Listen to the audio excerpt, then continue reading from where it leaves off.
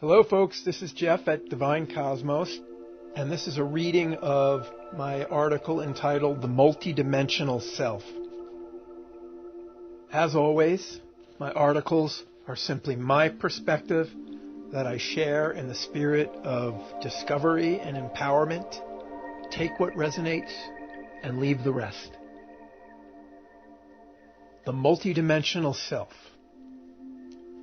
Whether you know it or not, you are a multidimensional being of staggering proportions. You are more than meets the eye, much more. More than your body, more than your soul. In fact, you are an integral part of the One Self. You are present on many levels of reality simultaneously and are more powerful than you have ever imagined. Are you ready to expand your concept of selfhood to include higher selves, other and parallel selves, and probable selves? If so, then let's dive in. Most of us are familiar with the idea of the soul, the concept that our bodies are transient physical vessels for an eternal energetic aspect of our consciousness, which is our true essence. Of course, conventional science dismisses this idea. I'm assuming that you probably embrace this idea since you were attracted to read this article. And you're not alone. Many people feel the presence of something greater within themselves. And as the great shift in the consciousness of humanity accelerates, more and more people are feeling it and connecting to it. If we take the existence of some sort of higher aspect of self as a given, then the next question becomes, is our current idea of the soul accurate and complete? There are a growing number of sources that are saying that it is not, that it is overly simplistic, in fact, almost one-dimensional when compared to the new, higher fidelity models being suggested. Some schools of thought subscribe to a very simple model. This model portrays only two entities, source consciousness and souls. This model's most notable element is that the soul is seen as created by, but separate from the creator. This representation is very simple and easy to understand, but it is a gross oversimplification. And the idea that we are separate from Source or God is, well, just plain wrong. Luckily, fewer and fewer people are subscribing to this simplistic model. Another school of thought offers a somewhat more sophisticated model. This model considers the soul a part of a higher or wider entity referred to as the Oversoul, which in turn is part of the all-encompassing Source or God entity. This model is on the right track and hits upon a couple of key elements. We are multi-layered beings, and every layer is a part of and within each successive layer, and all layers are a part of and within the one all-encompassing layer, the top layer that we call Source or God or a number of other terms that have been used. Yet even this model is an oversimplification. Now I just want to say a word of warning here, but when you see the term or the word being, think sentient energetic entity, not physical being. When I use the term being, I am not referring to a physical being unless I say so. The vast majority of beings are non-physical. And it seems like most of us have a tendency to personify the concept of beingness, but this is a mistake. The essence of all beingness is something non-physical. And that's why I will often use the term entity instead of being, because it avoids this misunderstanding and this trap. So while the models that I've presented so far certainly do reflect some aspects of the deeper reality, it's my contention that they are still just gross approximations of the actual situation, the actual structure of consciousness and beingness. In the remainder of this article, I will present a more sophisticated model that is a synthesis of ideas from a number of different sources and expands greatly beyond the models I've just mentioned. This more sophisticated model suggests that we are multidimensional entities present on many levels of reality simultaneously and more powerful than we have been led to believe or have ever imagined. Only a very small portion of your total beingness is present in the physical body that you may have erroneously assumed was the all of you. The you that you identify as you is part of a much bigger entity, which is ultimately also just a small part of the ultimate entity that is all that is.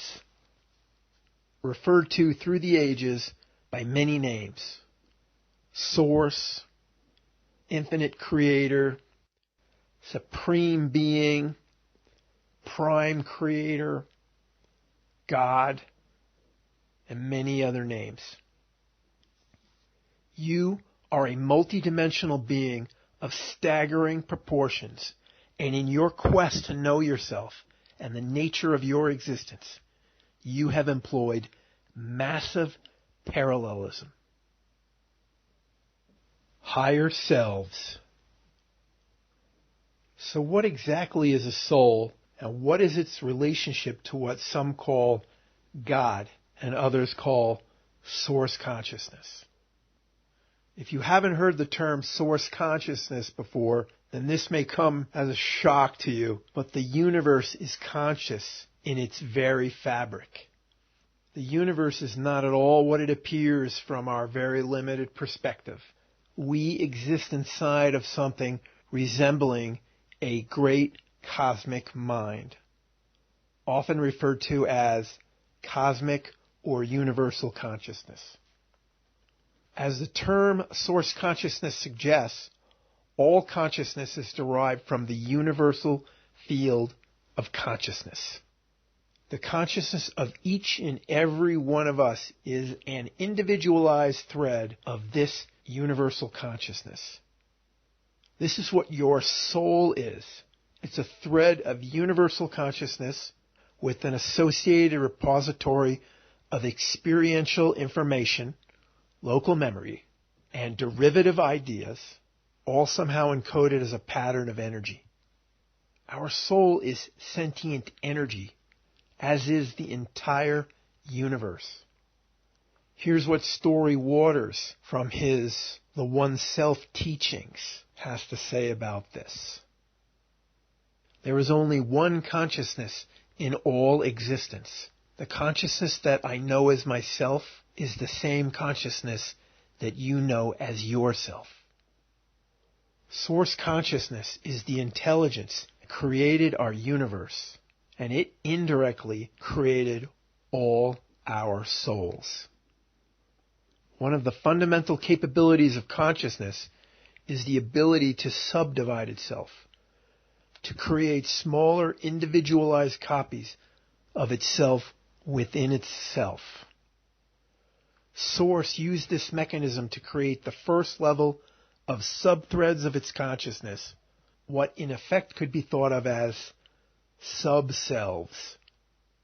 It did this to explore and experience manyness rather than oneness, but more importantly, as a strategy to accelerate the exploration of itself and existence and its evolution. The mechanism that source consciousness used to accomplish subdivision and individuation of its consciousness was primarily that of lowering the frequency of portions of its energies, stepping them down into the lower frequency bands of the energetic field. This is a part of the reason why subdivisions of consciousness operate somewhat independently of, yet are inherently part of and connected to, the higher consciousness that spawned them. They are simply portions of the parent sentient energies at a significantly lower frequential level. The subdivisions of consciousness that Source created within itself, in a very real sense, can be considered its sub-selves. And here's the really cool part. Anything that a sub-self experiences is also experienced by its parent or higher self, and thus forms the basis for an evolutionary strategy. Massively parallel experiences. The process of subdivision of consciousness is a general capability, and it can and has been repeated by the subselves at each level of consciousness, and for the same reasons: to accelerate their evolution, and thereby contributing to Source's evolution. Consciousness is like a multi-level branching structure. If we use the analogy of a tree, then Source consciousness would be the tree trunk. The tree trunk then divides into many large branches, which keep subdividing into smaller and smaller branches until we get to the twigs, and each twig has a leaf attached to the end. In this model, we can think of the leaves as the physical bodies. And then as we move from the leaf towards the trunk, we would encounter the soul level, and then the oversoul level, and then a number of additional levels till we reach the tree trunk coming out of the ground, which would be the Source level. If you're reading the article or watching the video, you can see the diagram. And note that even though the diagram shows 7 levels, it's actually unclear how many levels there really are, or whether all the branches have to have the same number of levels or divisions. The only thing that's for sure is that there are more than 3 levels, probably many more. A number of sources indicate there is a level above the oversoul that has been referred to as the soul group level. Keep in mind that the labels we use for each of these levels is quite arbitrary, and because the number of levels is indeterminate, you'd have a hard time figuring out different names for each level. Some people simply use the term oversoul for every single level, and you could just number them. So if you're reading the article or watching the video, you'll see a diagram illustrating this divisional structure of universal consciousness that I'm talking about. You've got Source at the highest level. It subdivides into n sub-selves, and each of those subdivide into n sub-selves, so on and so forth, till you get to the point where you're looking at the level with these soul group entities. The name may not be that appropriate. They are simply conscious entities who can then subdivide into oversouls, and each oversoul subdivides into one or more souls, and those souls can then connect to or bind with the physical body. According to some sources, there are 2,135 soul groups participating in the Earth experience right now. It's unclear how many soul group entities exist within Source in total. Probably many, many, many more. Each soul group entity is able to subdivide itself into up to 144,000 oversoul entities. And each oversoul entity is able to create up to 12 souls. And believe it or not, the soul can subdivide into up to 12 soul extension entities. A soul extension is just another subdivision of consciousness which allows connection to physical vehicles, to our bodies, in the very lowest frequency bands. The consciousness that connects to a body to drive it has to be within a certain distance frequentially to achieve the connection and have a functional connection. So if you do the math, this leads to potentially 44 billion incarnate entities or beings on Earth. So an oversoul creates one or more souls for the purpose of connecting to physical bodies in the physical planes of existence, the lower frequency bands of the universe. A physical body is simply a vehicle that the soul uses to have physical experiences. Physical life provides unique and highly formative experiences that are much sought after by a wide variety of non-physical beings. Physical experience, while challenging, is a spiritual evolution fast track and is highly coveted. The 12 by 12 subdivisional structure of the oversoul allows each oversoul to have up to 144 subselves that each can bind to physical bodies for 144 parallel physical lives. And of course, one of these 144 subselves and its body is you. The higher self, the true self. Amongst those people that embrace that they have a soul, many are still overly identified with their body as their identity. Even those people that embrace the soul as their true identity may be missing a deeper appreciation of the true scope of their wider, higher self. Despite the fact that some use the term higher self as a synonym for oversoul, I think it's better used to refer to all the levels of self, all the way up to and including source. If you're listening to this within the article or watching the video, there's a diagram that illustrates this idea.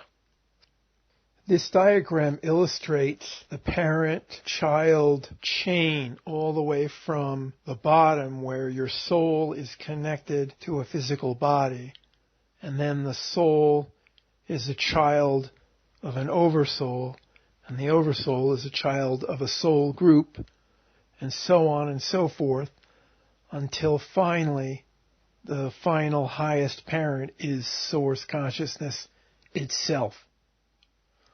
So, in a very real sense, source consciousness is your highest self. Your body, and in a sense, even your soul, were created as a transient, sentient entity to serve as an experiential and evolutionary vehicle for your oversoul. So in a very real sense, you could consider the oversoul that spawned your soul as your true self. And your oversoul is an immensely wise and powerful being that is always trying to encourage you to create the best experiences for yourself and to become the highest version of yourself. Why? Because you are a part of it, and it is experiencing and learning through you. At this point, you might be wondering, if this is true, why don't I know it? Why don't I feel it? This is a very good question. When your soul incarnates, when it connects to the physical vehicle, to the body, it loses its memory of its greater existence. This veil of forgetting is intentional. It makes the Earth game a fully immersive and truly formative experience. The game of life would not be the same if you knew it was just a game. We also lose a lot of the fidelity of our connection to our higher self, our oversoul and source, etc. This is an unavoidable consequence of incarnating into the lower frequency planes of existence, the physical planes. Our earthly level of consciousness is at a frequency that is so much lower than that of our higher self that any stream of information coming down is subject to a large reduction of fidelity due to the frequency step down required.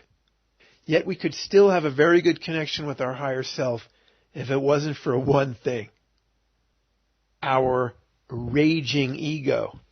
The constant chatter of our ego and analytical mind creates so much mental noise that we simply can't hear the inner guiding voice of our higher self. Essentially, the signal-to-noise ratio is so low that the information coming from our higher self gets drowned out.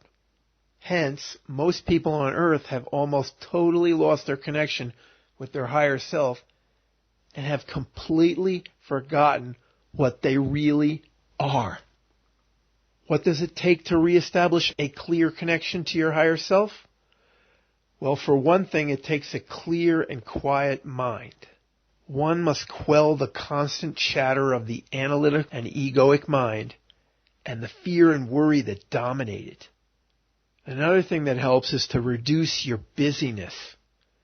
The constant distractions of our hectic daily lives don't leave much space for the presence of our higher self.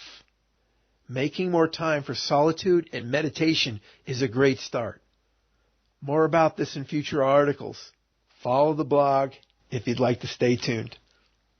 Even though the loss of connection with our higher self could be seen as a bad thing, it actually serves one of the reasons why we devised the game of life in the first place: to experience separation from our source and to see what we could learn from that, what that could teach us. Separation from the source of our beingness, separation from the knowing that we are all parts of one consciousness, of one great being, and we are all completely interconnected and interdependent and integral to the one. With training, you can actually learn how to move the locus of your consciousness to any level of your wider, higher self. You can move your locus of awareness to your soul, or to the oversoul level, or even up to the source level, and perceive from that higher perspective. In fact, you can move your locus of consciousness, or your point of awareness, to anywhere in the infinite matrix that is the conceptual information space of the universal field of consciousness. More on this in future articles. Follow the blog to stay tuned. Other selves, parallel selves, and many lives. From the perspective of your oversoul, the higher you, all the souls that it created and their extensions that are connected to physical bodies could be considered your other selves. By some accounts, this can be up to 144 parallel incarnations. And regardless of whether that exact number is correct, we can safely say that the higher you is experiencing many lives in parallel. And since at the end of a life, the sentient energy that was connected to a body can be reused with another body, your oversoul has experienced far more incarnations than this, perhaps thousands. This is why your oversoul is so wise.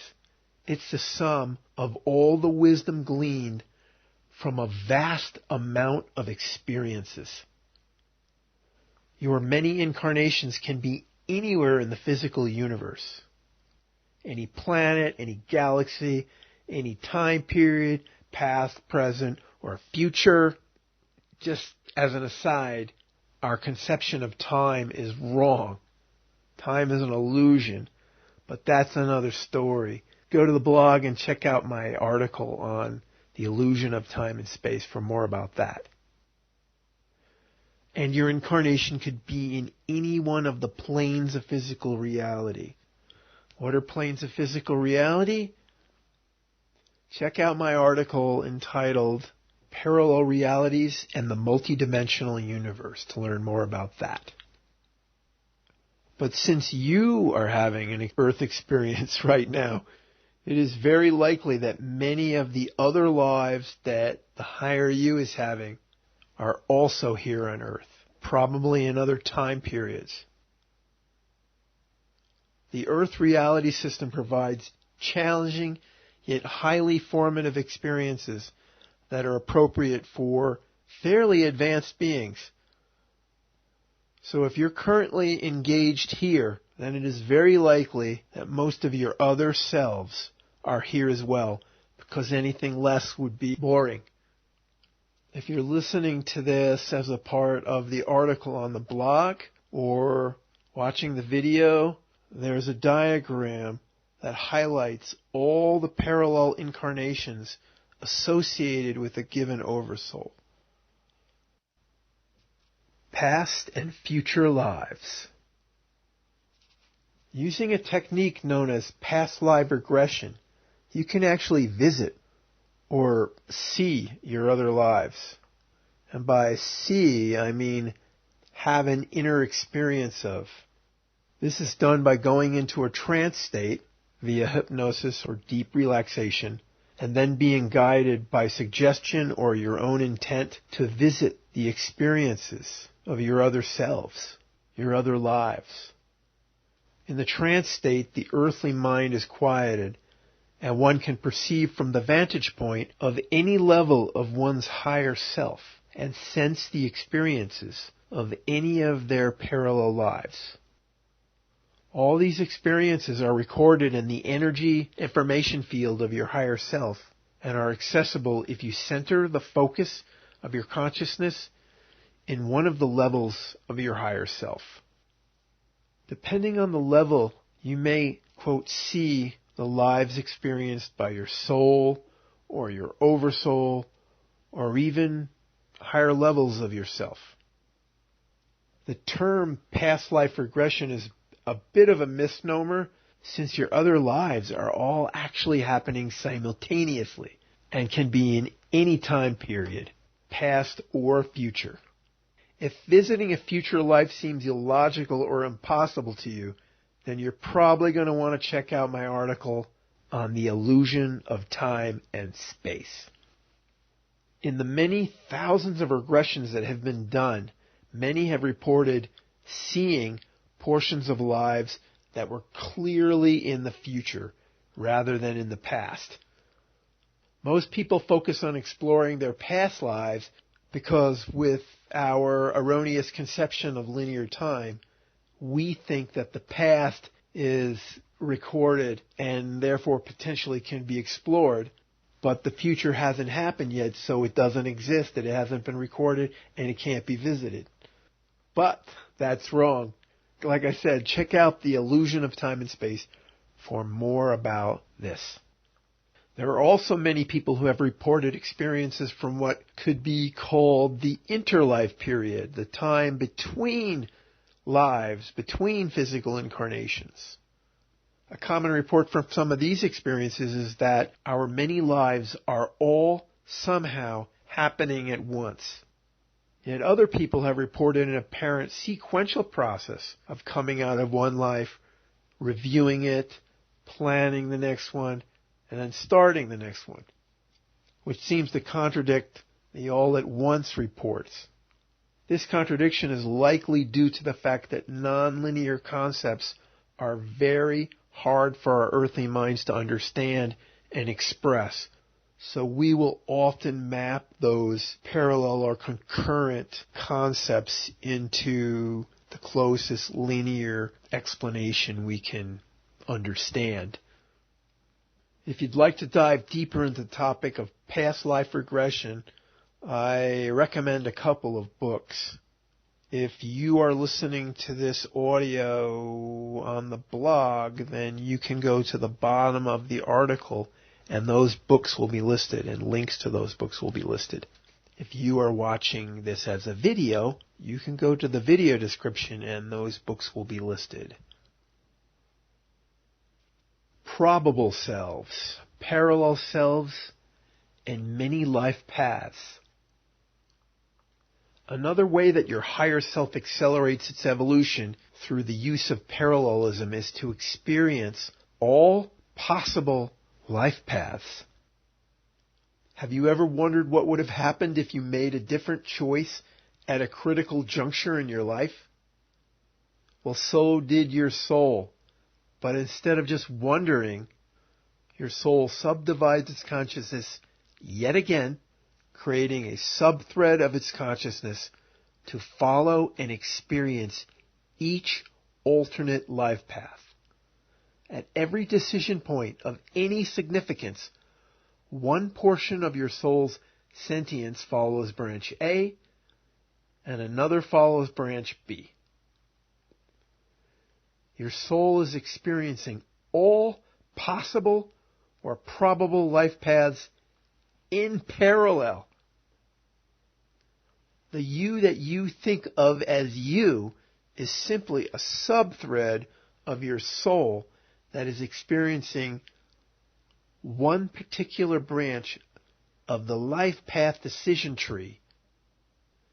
At every significant decision point on a life path, the path branches.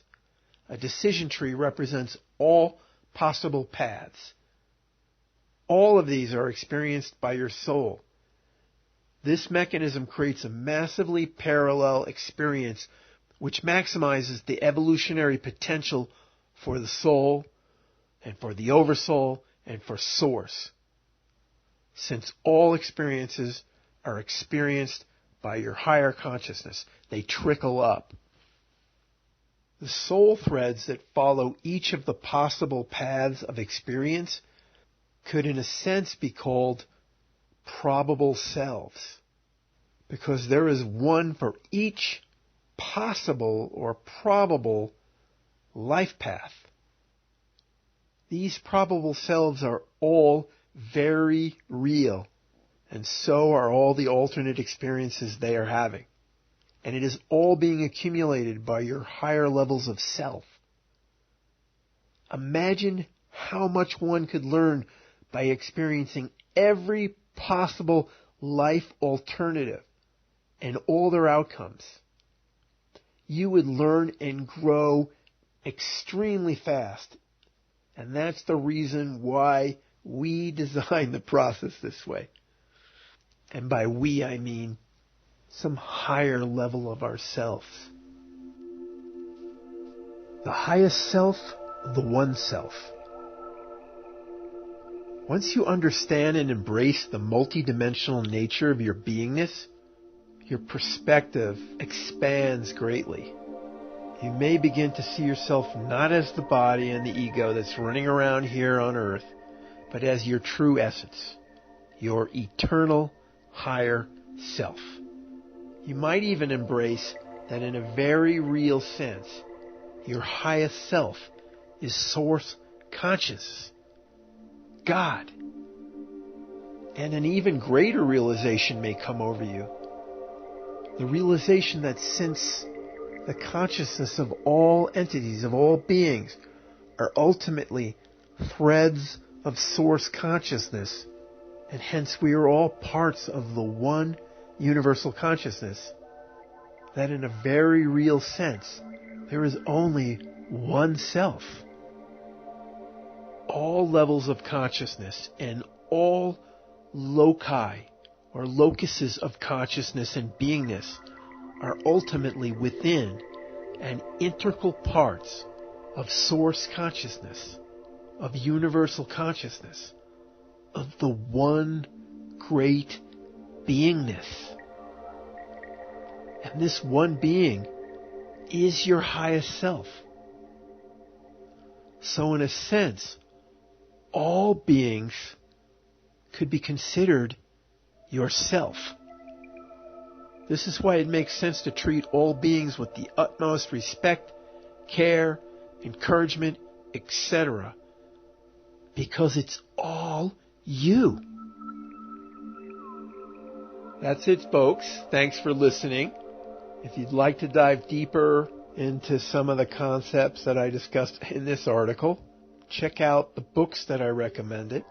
If you're listening to this audio as a part of the blog article, you can find those books listed at the bottom of the article. And if you're watching this in the form of a video, You'll find those books listed in the video description. If you liked this article, please consider sharing it with others and consider subscribing to my blog so you can get notified when I post new articles.